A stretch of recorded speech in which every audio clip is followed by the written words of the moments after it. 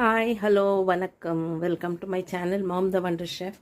ఈరోజు నేను మీషో నుండి ఈ బ్యాగ్స్ తీసుకొచ్చాను, స్టోరేజ్ బ్యాగ్స్. ఇవన్నీ కూడా కుర్తీస్ ఒక బ్యాగ్లో, మళ్ళీ బ్లౌజెస్ ఒక బ్యాగ్లో, శారీస్ ఒక బ్యాగ్లో, ఇలా అన్నీ పైజామాస్, పలాసోస్ అన్నీ ఒక్కొక్క సపరేట్గా ఇలా నేను ఈ బ్యాగ్స్లో అన్నీ కూడా స్టోర్ చేసి పెట్టాను, స్టోరేజ్ బ్యాగ్స్.